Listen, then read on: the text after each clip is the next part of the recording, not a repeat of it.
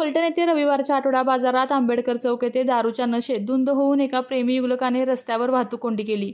मद्यधुंद अवस्थेत हा थरार पाहण्यासाठी मात्र आठवड्यातील बाजारात मोठी गर्दी झाली होती। आंबेडकर चौकात पोलीस आल्यानंतर पोलिसांना सुद्धा अरेरावीची उद्धट भाषा हे प्रेमी युगलक करत होते।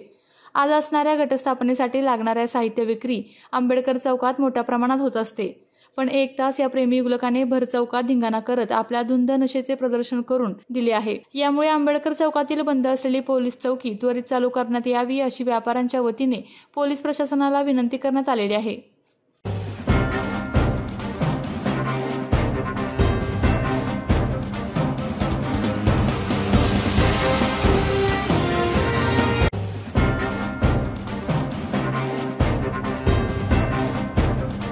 आपल्या तालुक्यातील जिल्ह्यातील बातम्या सर्वप्रथम पाहण्यासाठी आजच सातारा न्यूजला YouTube चॅनलवर सबस्क्राइब करा, लाईक करा, शेअर करा आणि बेल आयकॉन प्रेस करायला विसरू नका।